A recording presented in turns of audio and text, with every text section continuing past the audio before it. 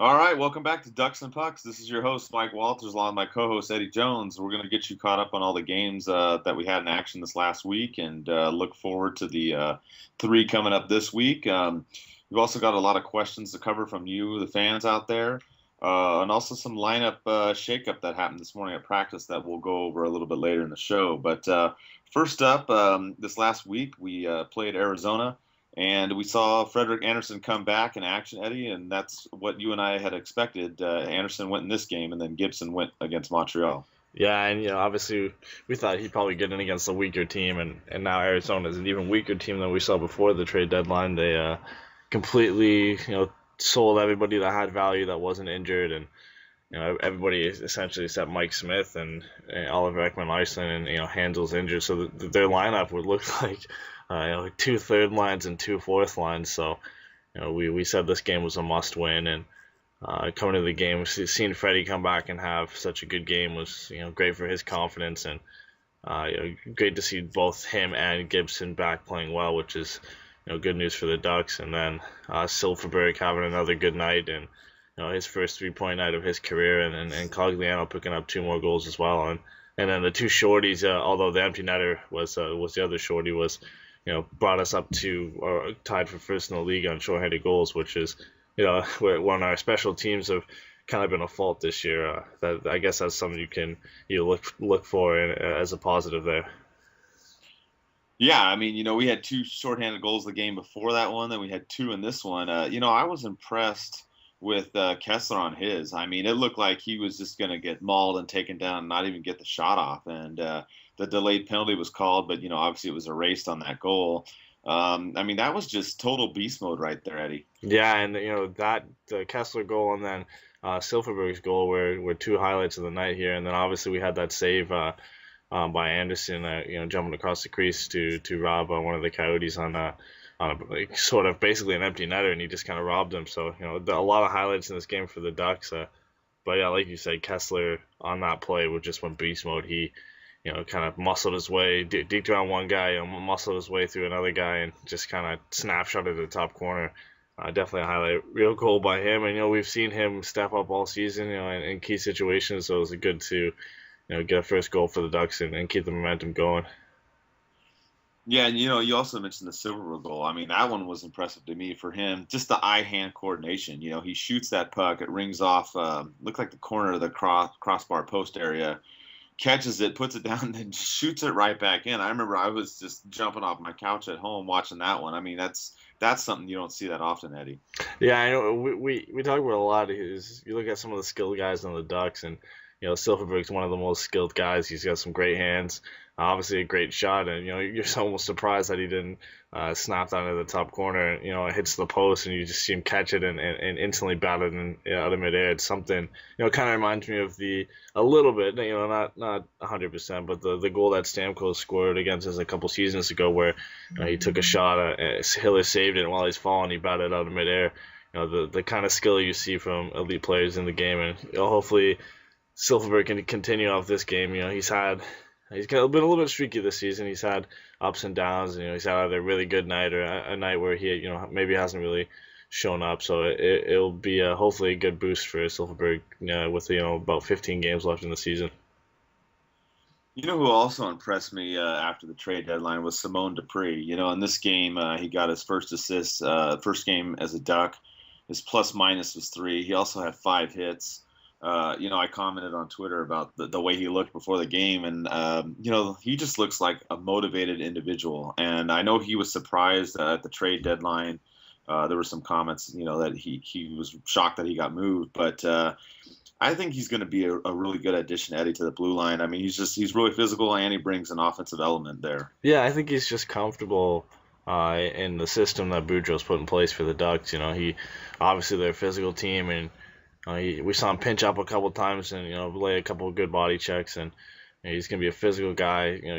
But the bonus added on to that, you don't see it a lot where you got these big 6'4" defensemen who can hit. He's got some good hands. He can shoot the puck. He can pick out a pass, which is something you don't always see from a big guy like he is. And definitely a two-way guy. And if he continues to improve, and we're not expecting him to light up the score sheet, but that was definitely a good assist on the tip-in goal by Cogliano, and we got him to lay the body out there. So I think so far, in his first few games, he's looked great. Yeah, definitely. I mean, in this game too, he logged 20 minutes ice time just right behind Francois Beauchemin and Hampus Lindholm. So that's another plus too. Is not only, we talked about Lovejoy getting traded, which we didn't want him to get traded, and that was a real big surprise we talked about on our last podcast. But the Dupree is a younger guy, and he's a guy that can log a lot of minutes. So I'm looking for that. Especially with some of the other key guys out right now, Eddie. Yeah, definitely, and that game where you logged 20 minutes in the Arizona game, that just shows the confidence that Boudreau had in him in that game. Obviously, saw that he was having a good game and upped his minutes, and it showed in his production in the game with the hits and the assist, and if he continues to improve, he could play top 4 minutes, and I think Boudreau has showed that he if you're playing well, he'll give you the minutes. So it's definitely a boost of confidence for Dupre. Now, going forward to the next game, we played Montreal, and this was going to be a measuring stick game, and the Ducks really played well in this game, Eddie. I mean, I thought this was a good game, a complete game, from start to finish. We gave up the late goal at the end that ruined the shutout, but I think overall this was one of the better games, against a highly ranked Eastern Conference team. Yeah, and usually you don't see the Canadians getting this many shots on net. They're one of the lowest scoring teams in the Eastern Conference, and they really relied on Carey Price all season, which is not a bad thing when you have a goalie like Price in net. But Gibson stepped up to the task. He made a couple great saves and stopped 37 of 38, which is a great performance for him. And the Ducks, we got Beauchemin scoring again, and Raquel. Everybody thought Sakic had scored. I know I thought for at least 10 minutes before I realized and checked the score that it was Raquel's goal. It would be nice to see Sakic get a goal against his former team, but that line all night was on fire. We've been talking about it for a couple days now since the deadline that Sakic, Raquel, Edom line has been the real energy line for the Ducks, and then Cam Fowler chipping the puck out for the empty netter, and unfortunately Galchenyuk, like you said, ruining the shutout. But a great overall game against the top team in the East, and at the time put us first in the NHL, which was a big momentum boost and a big win for the Ducks. Yeah, Francois. I mean, talk about the offense on this guy lately. 5 goals in the last 11 games. I mean, that's just been amazing lately. I mean, I know we welcome that. I mean, we're not expecting it, but that was huge. Coming on the blue line with some guys out injured. Especially Vatanen, who had been leading the way. That was huge. And going back to Simon Dupre, he was second on ice time in this game for the Ducks with 21 minutes, and he logged out there, and he dropped a couple more hits in this game. Also had a plus minus of 1. So I mean, the Ducks defense was definitely looking a lot better, even without Wisniewski in there and Vatanen. Yeah, I think they're looking a lot more confident. I joked with you when I was watching the Leafs game and Brewers' first game, and on the first goal of the game there, he made a mistake, and we saw that a lot when Brewer was here, and the confidence on the whole decor was just down with the mistakes being made, and obviously Stoner was joining in on that. But since that trade, I think that was a big boost for our defense. It kind of solidified a little bit more spots for guys. Stoner has stepped up a bit. He hasn't made as many mistakes. Manson has played well. Obviously Dupre's coming in and played a lot of minutes, but also played well as well. So I think with Brewer moving out, and the defense has just gained more confidence, and we've seen their play improve, and it's shown on the scoreboard. I only let them 1 goal in against Arizona. You don't expect Arizona to score a lot of goals. You don't expect Montreal to score a lot of goals either. But when you play good defensively, you're going to get these wins. And obviously with John Gibson in net and Anderson in net, you're going to scrape out these games as well.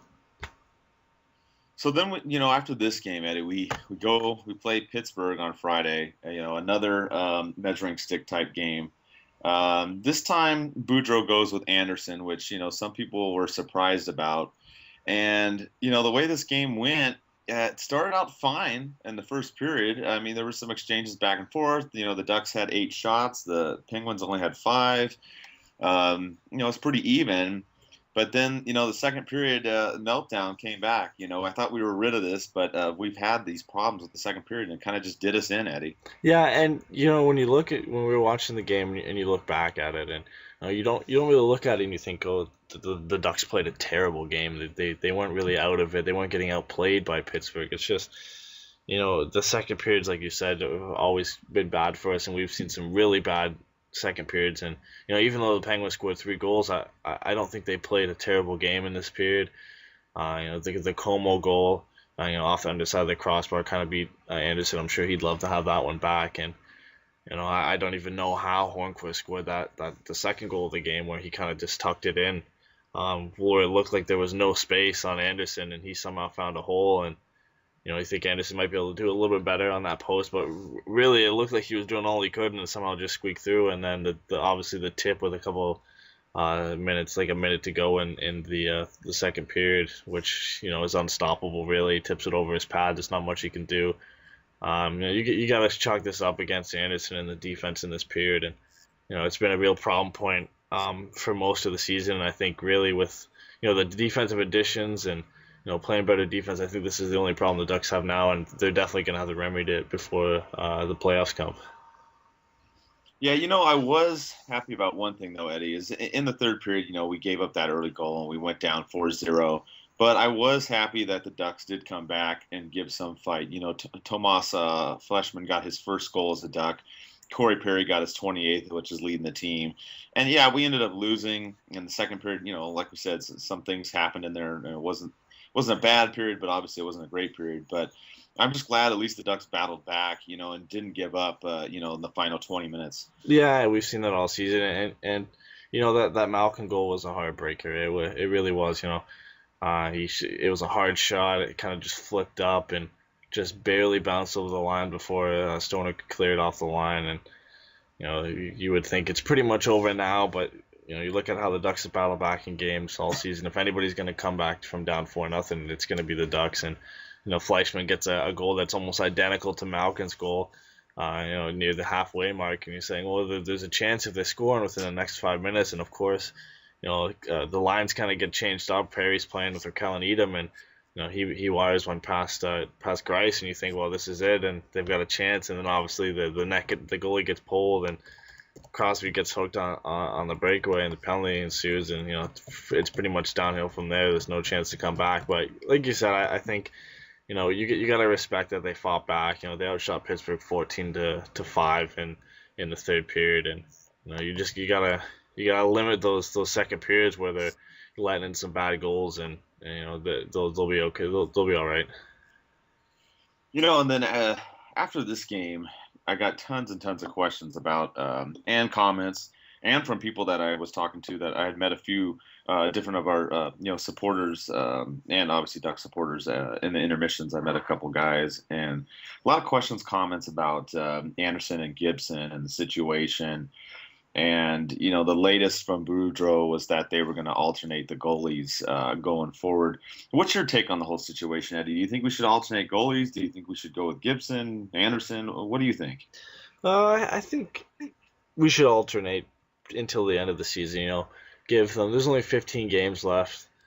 Give 7 starts to one, 8 to another, maybe 6 and 9, something like that, where they get even amount of play and they're both hopefully on a good form moving into the playoffs. I think that's the best thing for them right now. Obviously, Freddie's been the main guy this season. He just coming back from injury, which gave Gibson the chance to come up, and he's been great. So I think when you're rolling with 2 goalies who can steal you a game on any night, I think it's it's good to be able to give them equal time. And you don't really see that a lot either in the NHL, where you've got 2 guys who could really be a number one and a game changer. And I think it's fair to give them split starts to the end of the season. And but I think all in all, right now, you got to give the number one edge to Freddie still. He's been the guy this season. He's been the main guy, and Gibson's kind of come up and found his way in. I think if you're going to give at the first game of the playoffs, if who you're going to give the start to, I definitely think it should be Freddie.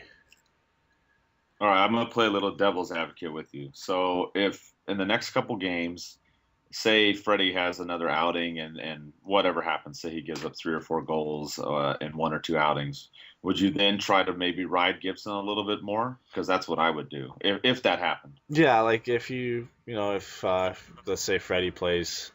No, I'm gonna assume Gibson plays Monday. He plays well. Let's say Freddie goes in against Calgary and has a howler, lets in 3 or 4 goals. Gibson comes back in on Friday and plays well.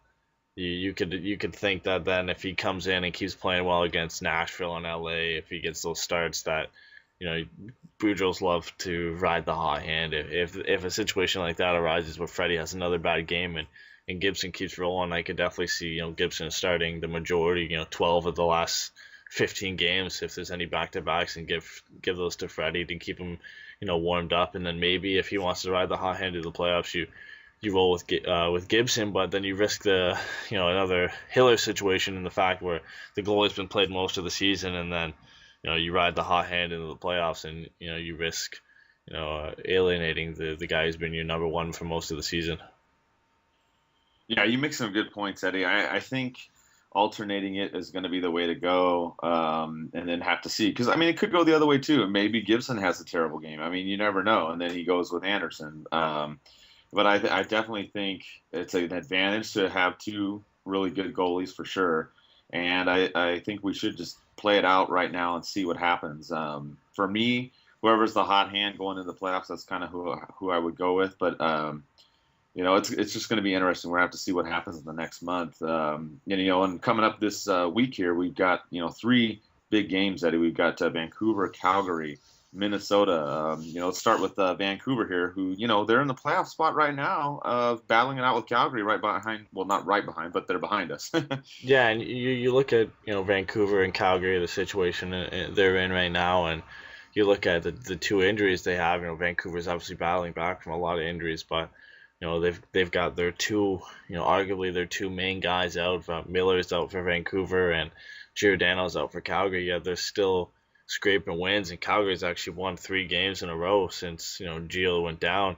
But obviously Vancouver's coming up on Monday.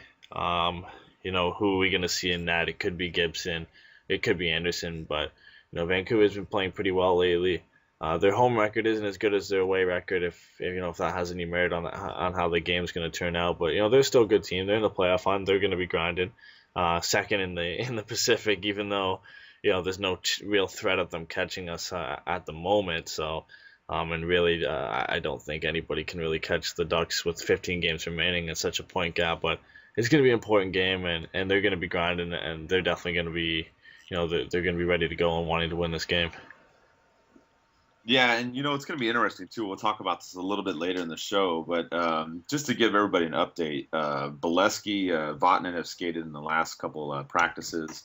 Wisniewski was on ice today, and Holzer was on ice today too. So we'll go over the lineups a little bit later, the practice lineups. But it's going to be interesting to see if at least we get a few of those guys back, especially in a game against Vancouver, which it could be a physical game, Eddie. There's times we beat them down, but like you said, they throw the body around and they will grind it out. So I don't expect this game to be an easy one for the Ducks. I think it's obviously very winnable, but this may be a 3-2, 2-1 type of battle. Yeah, and you look at the last 4 games they played. Obviously, the first one, shootout win for Vancouver, shootout win for us, OT win for us, and then obviously the big 4-0 win in January for the Ducks. And Freddie started all of those games and posted some excellent numbers, a 1.19 goals against average and a 0.947 save percentage. So, it all depends if Boudreau wants to run with Gibson because of this Pittsburgh game, or maybe he runs with Anderson for this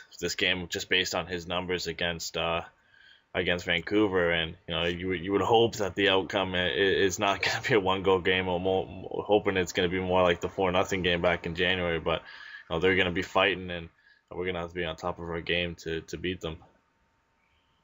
Definitely. And, the game I expect to be more of a wild one is probably going to be the game against Calgary. If you look at the games, the last 2 times we beat them 6-3 both times. And before that, we lost 4-3 barely, and had another win 3-2. Obviously, we've gotten ahead in all of these games, and Calgary came back and won the first one. They've come back in the other ones.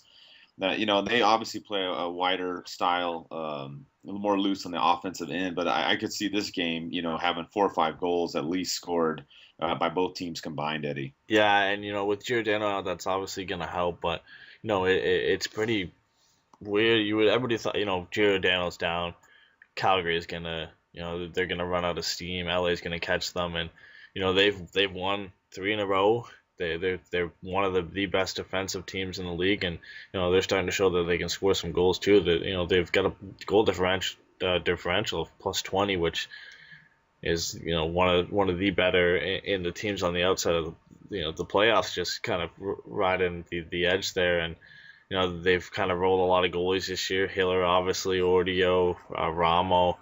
They've got a lot of guys, so to look at who's starting, it's going to be hard. And they've got a good young team. They can skate, like you said. They play an open kind of style, which has suited us in the last few games. High scoring 6-3 wins, and Palmieri leading the way with 4 goals and 2 game winners in those. So I think we'd love to see another game winner from Palmieri coming up too. But I don't think we'd like to see it as open as a game as last time. But 2 points is 2 points, and I think this, like you said, though, this is definitely going to be the harder game. They're going to be battling because they're just on the edge. They've got to stay ahead of LA, and this is going to be a tough game for sure.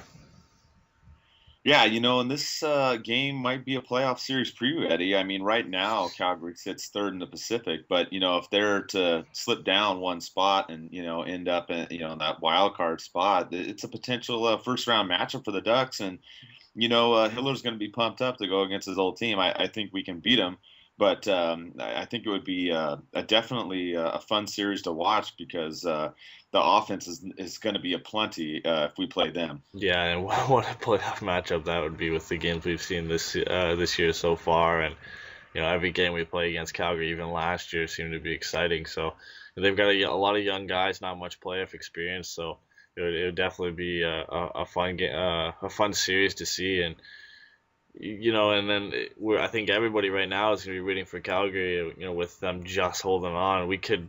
If Calgary slips up, we could be seeing LA in the first round. So I think, as much as we want Calgary to win, the Ducks better win this game. But I'll be cheering for Calgary for the rest of the season for the games that they play.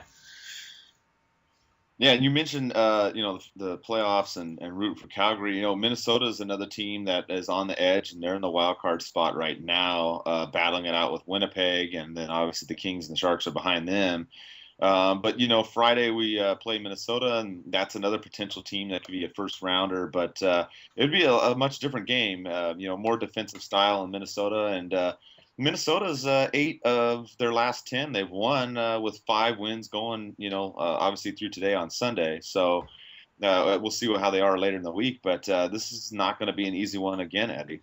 Yeah, and having to play the 2 hottest teams in the league back to back. At least right now they're the 2 hottest teams in the league with Calgary and Minnesota. And Minnesota's kind of similar in their goalie situation this year, where they've rolled a number of goalies. Harding, Backstrom, Kemper, Dubnyk as of late, who's just been unbelievable for them in their last few games. His record and I think his 20 some odd games for Minnesota is unbelievable. And like you said, this is going to be a defensive game. They're a pretty stalwart defensive team with Sutter back there, and with Dubnyk surprising everybody and playing so well, it's going to be tough. And he's a big goalie. It's hard to find any holes on him. And anytime we face them this year, they've kind of stopped us with their goalies. Obviously, a 2-1 win and a 5-4 win, so at least they're wins. But this is going to be a boring game, you would think, but it's going to be exciting because of the playoff implications that are involved in it. Yeah, and looking at this coming week and these 3 games and everything going on. There's been lots of questions about the lineup. There's been a lot of questions about the injuries, the defensive pairings, and, everything going on. I asked Dan Wood and Steve Carroll what the defensive pairings they thought would be going forward when we're healthy, and then they had answered that they had thought Fowler would be with Wisniewski, Lindholm still with Beauchemin, and then Vatanen with Stoner.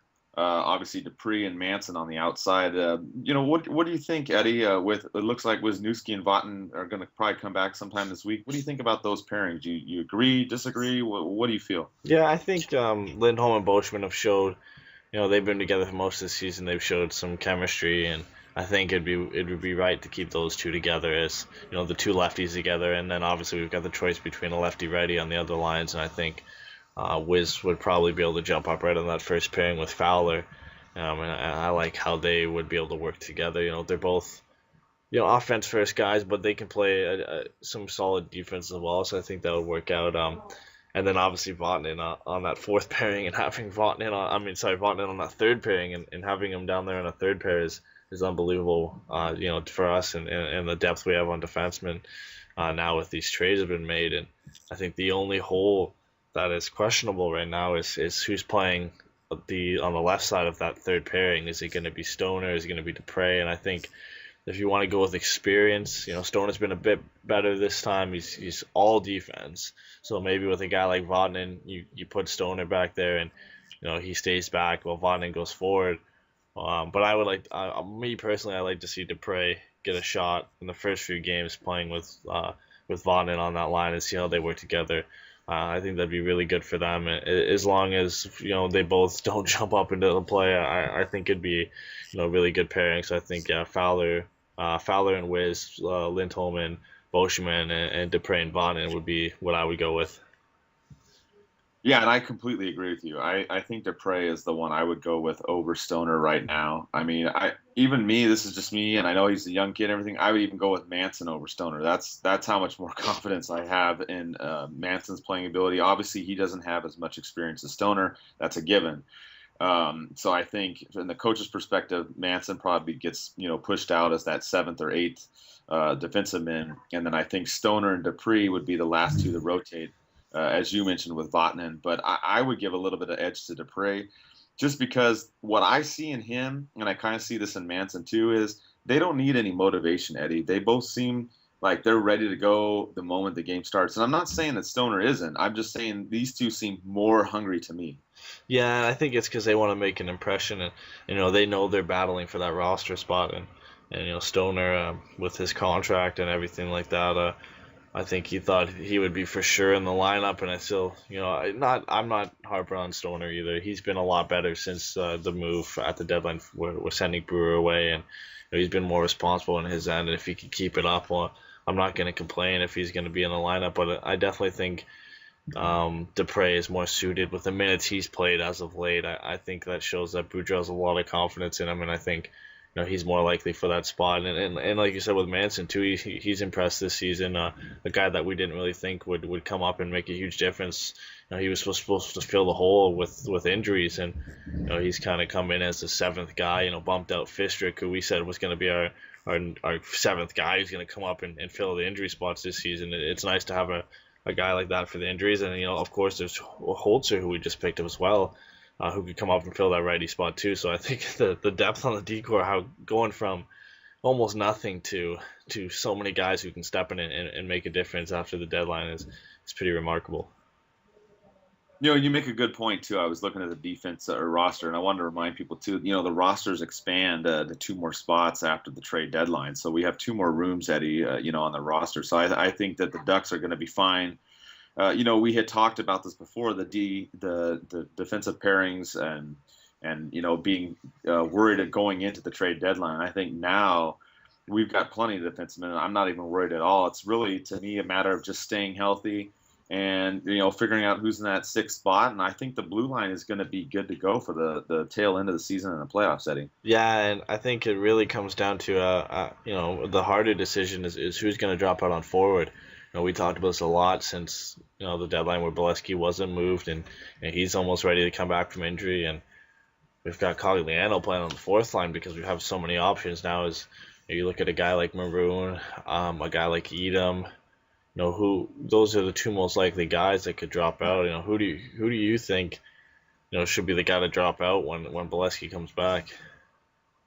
Yeah, that's a tough one because, and we joked about this. We talked about the Edom, Raquel, Sakic line. We call it the Cakes line because that's Sakic's name backwards.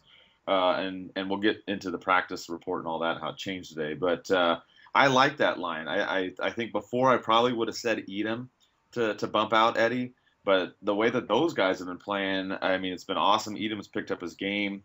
To me, Maroon's kind of the one that's more on the outside now. I mean, Jackman's out and he's injured, obviously, but with the pickups we got with Sekech and Fleshman, I don't know. I mean, it's kind of unfortunate, but he's kind of the one I look at. The practice report says otherwise, but I don't know. I mean, that's just how I kind of look at it right now. I would tend to put him more on the outside than anybody else. If it wasn't him, then I would maybe eat him. But I mean, that third line had been playing really well the last 2-3 games. Yeah, and you look at Maroon and him on the practice line as being slotted on the first line again, and we've seen him play that role, a lot this season and last season. We had a question in the next 2 weeks with hopefully Beleskey and Vatanen back, who gets sidelined. So it says, has Maroon done enough? And Maroon has 28 points in 59 games this season, which is not bad for a guy who is normally a fourth liner. Do you think he's done enough to stay in the lineup?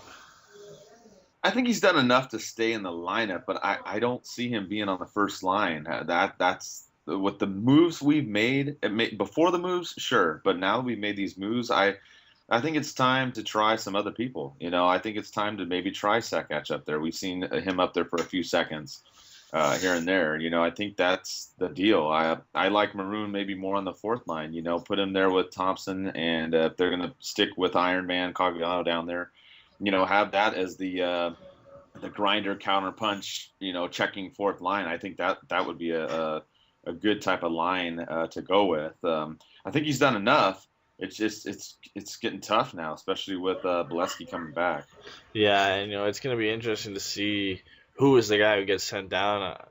We were talking about Maroon and Cogliano and Beleskey coming back, and Edom and Jackman being injured. It's going to be a tough task to see who gets sat out. And in my opinion, I think as much as I've liked the line so far, I think it's just with the ease of being able to drop a guy like Edom out of the lineup with a two-way and being able to get him some playing time down in the minors without sending him through waivers is the most likely option for the Ducks, and I think that's probably the way they're going to go.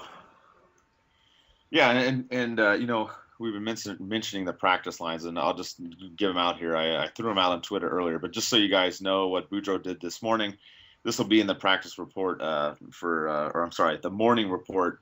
We'll go over this part that they did for practice today. But they had Maroon on the first line with Getzlaf and Palmieri. They had the second line with Fleshman, Kessler, and Silverberg. The third line was Raquel and Sekech with Perry this time, and then Beleskey rotating in. And then the fourth line was Edom, Thompson, and Cogliano. So once that was put out, not only was the question, we talked about Maroon, but the biggest question now, Eddie, was Perry being on the third line, because we saw him split with Getzlaf and put on the second line. What do you think if the Ducks keep Perry on the third line for tomorrow? Do you think that's a good idea? Put him back on the first line maybe instead, or what's your feeling? Because a lot of people were upset when I sent out this the practice lines for today. Yeah, we've seen Boudreau like to move guys in the lineup a lot, and we actually saw Raquel, Perry, and Edom at the end of that Pittsburgh game, and obviously Perry getting the goal, and they looked pretty good, and obviously he didn't like the play in that game, and it's really everybody's been shaken up except for that Fleischmann, Kessler, Silverberg line, which shows the confidence he has in that line, and I agree with him there. It's been pretty good. Breaking up the Sekech Perry line, not the Sekech, the Sekech Raquel Edom line. It's a little bit disappointing, but like we said, somebody's going to have to get dropped out. And looks like, Beleskey is skating and he's ready to go. And, it has Sekech and Perry listed as the 1-2 guys for that line. And, obviously Perry's not going to get dropped. So I think that is, obviously we don't want to see Sekech get dropped. It raises a lot of questions for sure. And, if Beleskey's ready to go, who's gonna get dropped? And with a guy such as Perry and his skill level, I'd rather see him on the first line instead of Palmieri. Yeah, I agree with you. I think, if Beleskey's ready to go tomorrow, which, we don't know 100% if he is, the other option too, Eddie, is maybe Beleskey goes to the fourth line and then, like you said, Edom gets bounced out. Yeah, that looks like the most likely option because we don't want to. All the centers, you can pretty much guarantee those four guys are in the lineup. Getzlaf, Kessler, Raquel, Thompson are in the lineup. And then you look at the other guys. Perry's going to be there. Silverberg's going to be there. Palmieri's going to be there. Cogliano's going to be there. And then you would look at the guys, Fleischman's most likely going to be there. Beleskey, if he comes back, he'll be in the lineup. So then you look at who's left. So there's Edom, Sekach, Maroon. And I would think with the way Sekach has played, he'll probably stay in the lineup.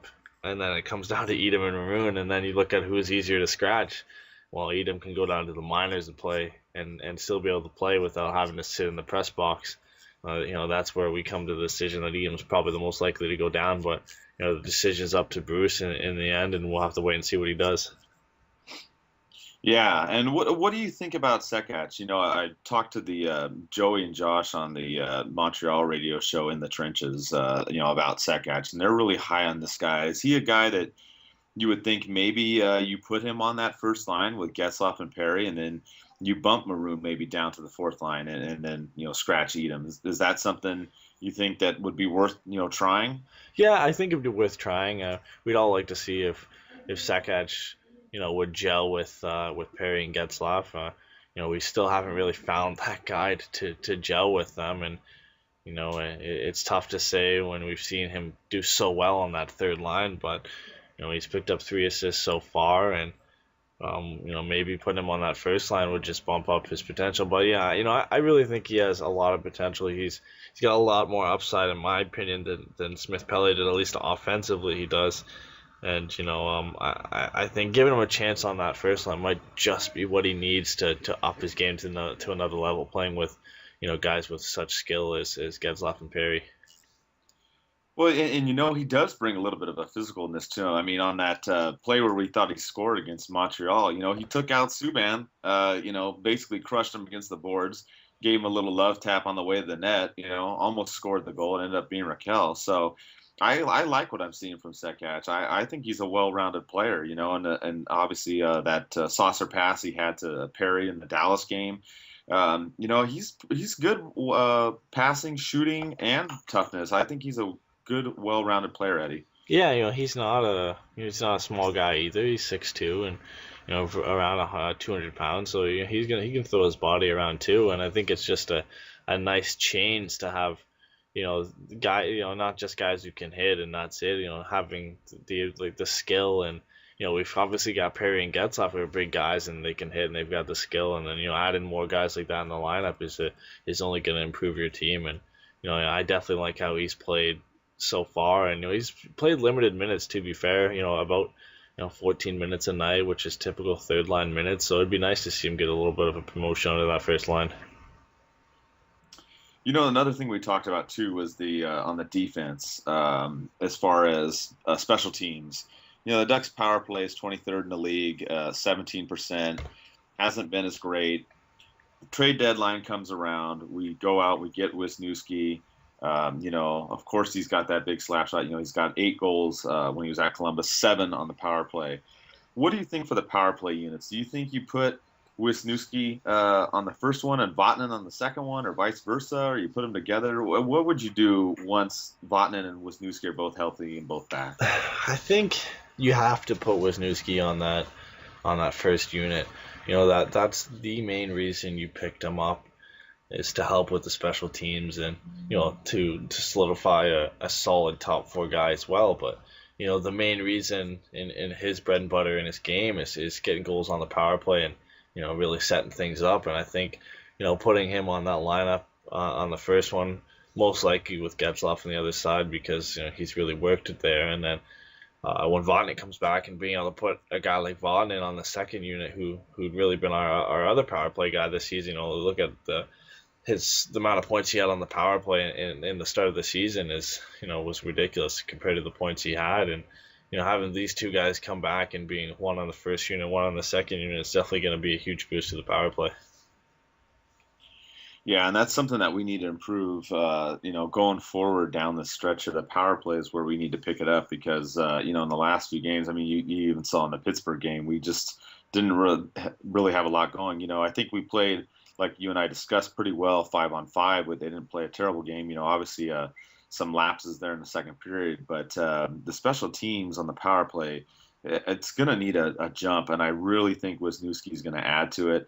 And then you bring in Vatanen, and like you said, now you've got two units that can go out there and roll, and you can switch them around or whatever you got to do, even in situations where maybe it's a 4-on-3 power play or even 4-on-4. I think the Ducks are going to be much more stronger in those situations, Eddie. Yeah, and you would hope that we'd see Wisniewski not just on the power play either. Playing most likely going to be playing that first the unit with Fowler on just a 5-on-5, and just having guys with that experience and that ability back in the lineup and being able to play in all situations. And we could see Wiz anywhere on the penalty kill, anything. I think he's capable, and it's just a nice improvement, and something we really haven't seen, and having 6 capable guys, maybe since 2007 where we had Pronger and Niedermeyer back there, and just a solid decor. And like we've said, defense wins you championships, and we've got the offense, and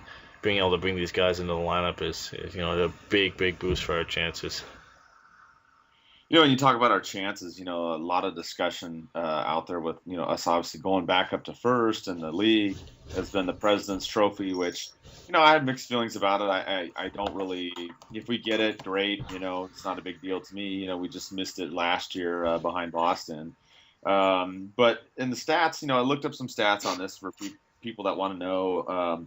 Basically, since 1985 season when they had the President's Trophy, there's been 28 teams that have won it, and of those teams, 11 have gone to the Stanley Cup Finals, which is just under 40%, and 8 of those 11 have won, which is just under 30%. So, it wouldn't be a bad thing to win the trophy. I mean, obviously, we want the Stanley Cup more than the President's Trophy, but, winning that wouldn't be a bad situation, especially with home ice all the way through, even to the Stanley Cup Finals, Eddie. Yeah, and, the battle right now is really between the 3 teams in the West and 3 teams in the East. I don't see Chicago without Kane making a real charge, and maybe if you include the Rangers in there too, if they can keep playing well. I think it's really between Anaheim, Nashville, and St. Louis, and Montreal, Tampa Bay, and the Islanders, and possibly the Rangers in there as well. The Montreal and Tampa have 2 games coming up against each other, and in the next week or two, and those are going to be big games. If one team can win both of them for the President's Trophy race, at least on the East side, and Anaheim's going to have to keep it strong to keep up with those teams in the East. And if we win it, we win it. I'm not subscribed to the curse of winning the President's Trophy. There's every year you get into the playoffs, you have 1 out of 16 chance of winning the cup. There's 16 teams get in, only one of them's going to win it. So if you can finish the season on a roll and win the President's Trophy, you're the best team in the season. You've got home ice throughout the playoffs. So I think there's nothing bad going to come from winning it at all. I couldn't agree with you more, Eddie. I think you really hit the main point, though. There is getting on a roll into the playoffs. As much as we don't like the Kings, obviously, but they got on a roll going into the playoffs. The Blackhawks have gotten on a roll going into the playoffs, and that's how they've won both their cups, the 2 each in the last, 5-6 years. So I think the key now for the Ducks is they got to get this lineup figured out. I don't like Perry on the third line, to be honest. Maybe on the second like they did for a short time, but I don't like that at all. I think he should go back on the first line. Figure out the first line left winger issue, because that was a problem we had last year after we got rid of Penner. Get that all figured out here in this next couple games, and obviously there's going to have to be some shifting because you're getting Beleskey back, you're getting Wisniewski back, you got Holzer coming in, you got all these new players. So I totally get that Boudreau's going to have to do some stuff here in the next week or two, but I think towards the end of March we get on a roll. And that's the key. If we win the President's Trophy and we get it going in, great. If not, just stay hot. end of March, beginning of April, and then let's just carry that through the playoffs, Eddie. Yeah, and these next 5 games are going to be key. Big games against playoff teams, and all teams that are either fighting or solidified contenders in the Western Conference, and those are 5 of the remaining 15 games, and you look at a possible 10 points coming out of those games, and if you think we can go in there and pick up 7 or 8 points, that would keep us in the title hunt. Obviously, teams like Tampa have won 3 in a row. Montreal can win any game with Price and net, and Nashville, with their struggles of late, they can still get on a roll and win some games too. I think we're gonna have to win at least 3, if not 4, of these games to stay in the hunt. I couldn't agree with you more on all your points, Eddie. And we're gonna wrap up here for this week. Just wanted to let you guys all know we're going to be giving away those tickets to the Dallas Ducks game for Fan Appreciation Night. We're going to do a contest just like we did in the beginning. This podcast and the next 3, we're going to give out a key word. Those words will make up a phrase, and we'll remind you each week. And when we get to the 4th week, we'll have you email us the phrase, and we'll give away the tickets. The word for this week is going to be the, just THE, the. Is the word for this week, and we'll give you ones each next week. We're also going to have another contest. We're going to do like a photo contest for the Ducks versus Oilers game, also in April. I'm going to send out an article on that as well. And we're coming up here on 1 year, Eddie. It's been amazing. I can't believe that you and I are doing this, and been doing the blog as well. And it's been amazing, and I'm glad you came up with this idea. Yeah, it's been a year for the blog coming up, and almost 30 some odd weeks for the podcast coming up too. Missing a couple weeks here and there, and it definitely doesn't feel like it's been 30 weeks. Starting in the summer with almost no news, and just constantly talking about the same thing every week, and then moving into the season, and just covering the season so far, and it's been crazy, but it's been fun. That's for sure. Yeah, again, thanks for coming up with the idea, and all of you out there, we really appreciate your support, and we'll be back next week with another one, and let's go Ducks. The Anaheim